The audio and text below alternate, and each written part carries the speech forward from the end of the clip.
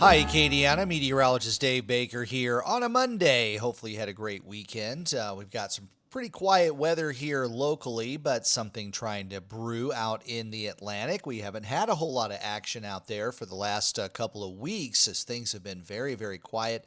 And we are at the peak of the hurricane season. The peak date was September the 10th, but I do want you to keep in mind that more than 50% of the normal activity that we would have during the hurricane season usually comes in the second half of the season here after the mid part of September. So can't really let your guard down just yet, but at this point, the models are really not suggesting a whole lot close to home, so that is good news. Outside, we've got partly cloudy skies. We're at 88 degrees. Feels more like 90. Those dew points are lower, so humidity is in check, and those winds light out of the north-northwest at around 5 miles per hour.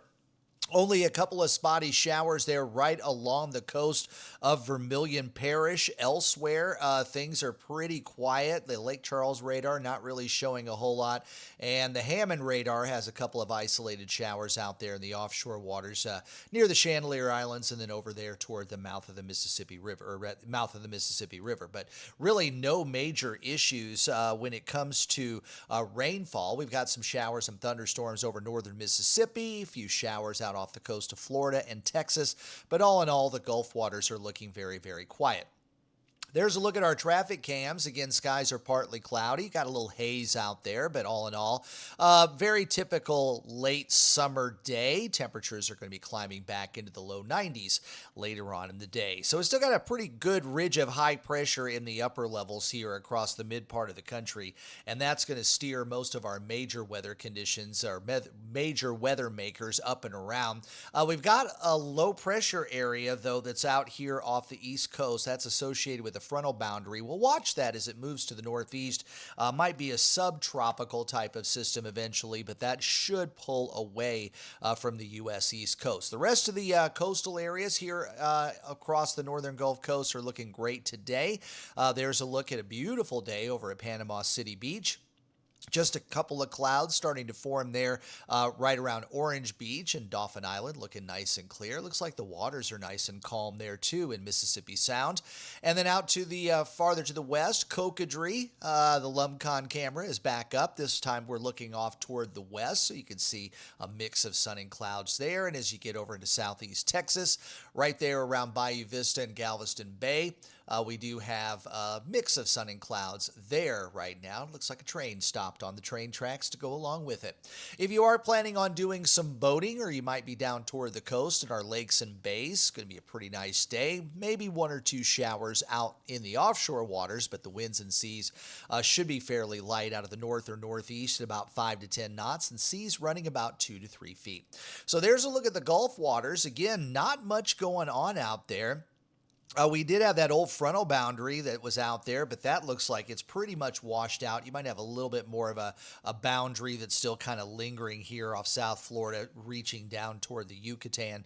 But again, nothing tropical in nature there. There was a tropical wave that is kind of moved off toward the west now of the areas of Central America, but you still got quite a bit of convection there right along the coast of Nicaragua and Honduras. So some heavy rains are going to continue over parts of Central America. But right now, we're not seeing any kind of tropical development. The same thing goes with the Caribbean. You got a tropical wave right about in there.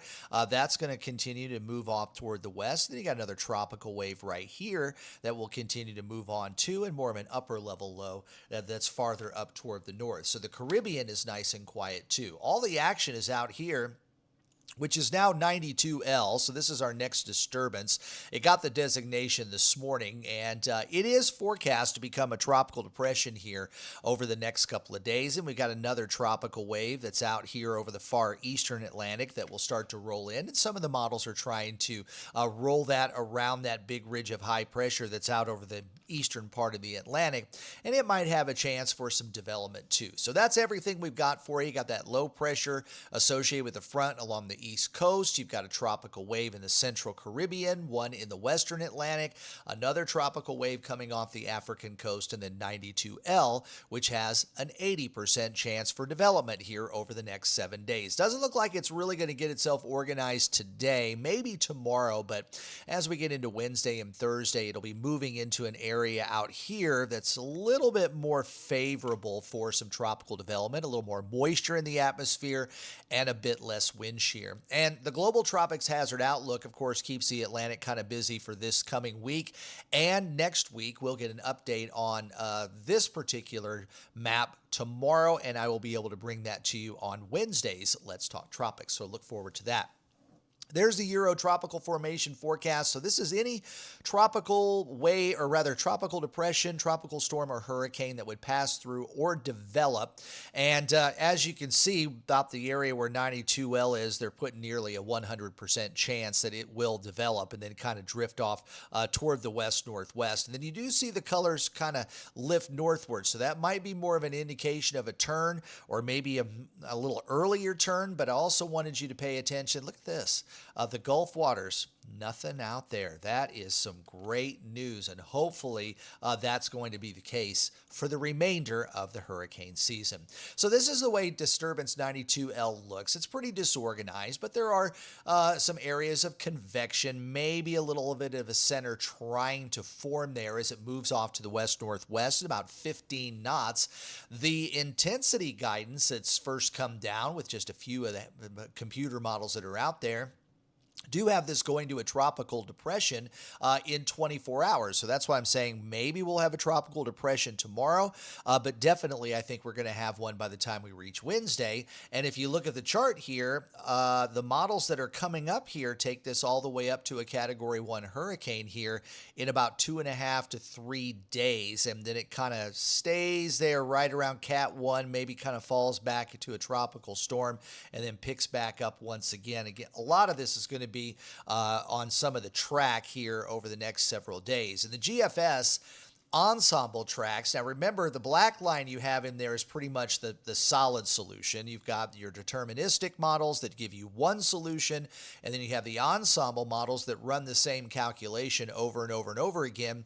But there are little differences in the data that's input to kind of take into consideration the what ifs. So the what ifs here kind of spread their way down toward the Caribbean, and then a lot of them kind of turn out like that. So that's why you're seeing, if there were a cone associated with this, let's say it was a tropical depression, most likely your cone would be more like this, taking into consideration some of those ensemble models. But it does, the GFS does indicate more of a turn here going out into about days 7 or 8. So that's a 10-day forecast. This is also a 10-day forecast from the Euro model. They are stacked on top of each other a little bit more, so maybe a little better guidance coming down here when it comes to the Euro, but you do still get kind of a spread out here in those final days. This looks like it goes out almost 10 days. The Euro ensembles were just kind of finishing up the run as I was putting this show together. So a general west-northwest track movement, and right now it appears that the northern Leeward Islands and the Virgin Islands would be safe from this particular system. So let's go ahead and jump in and look at some of the computer models that we have here, and we'll start out with the Euro model. And as we advance, you see the low that's out here. This is 92L. Just kind of keep an eye on that as it just kind of meanders its way very slowly over the next couple of days. And then you see some organization as it passes just to the north of the Leeward and Windward Islands. So we're getting out here into the latter part of the weekend. And then as we get into the early part of next week, you see a little bit more of a turn around that ridge of high pressure. So as we roll toward the end of that 10-day period, you can see that there's a decent turn, and it kind of curves its way around and starts to push back there. But right now, it does appear that we'll be safe from the islands as well as the Bahamas and the southeastern part of the U.S. Again, that is the Euro model.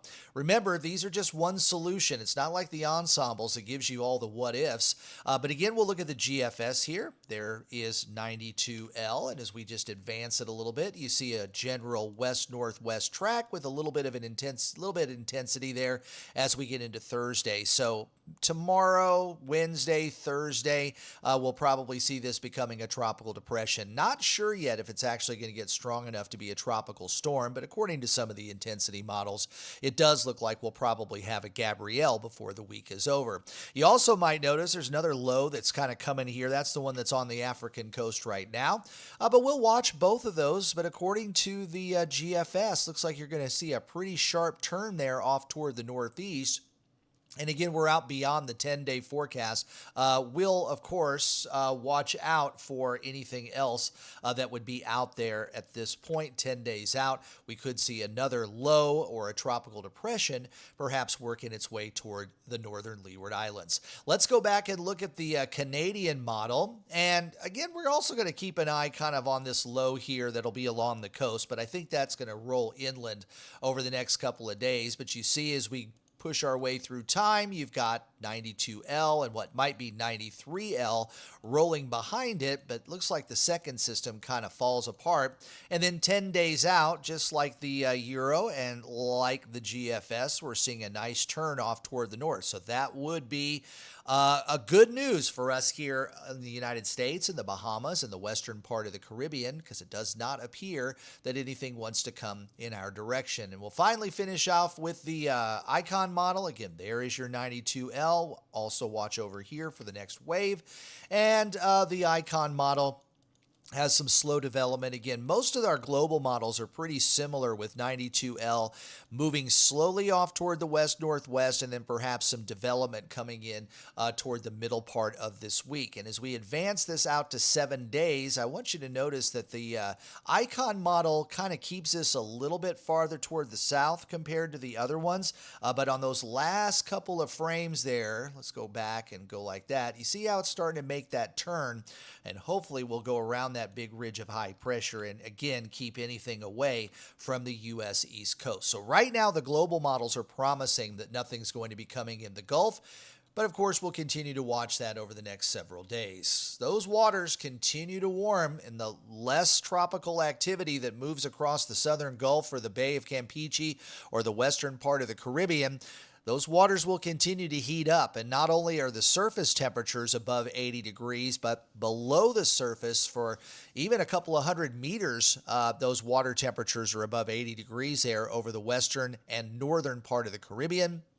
And we've even seen some higher heat potential there through the Florida Keys and the southern part of the Gulf waters. So again, as long as we can keep any tropical systems out of this particular area, one, it'll not be as much of a danger to us, because if something does form there, that's a little too close to home.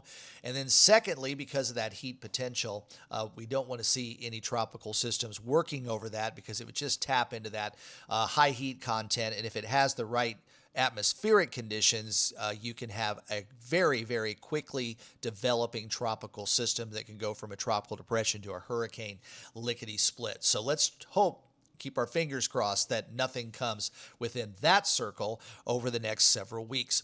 Did want to remind you, though, I know it's been quiet, and some people are kind of forgetting that it's still the peak of hurricane season, especially as we've had a couple of these fronts come through and it cools down.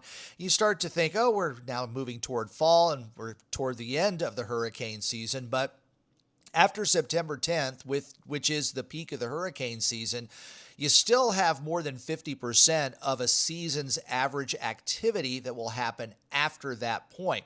So it is relatively quiet during the early part of the season. June and July, maybe one or two. August, you usually have two or three.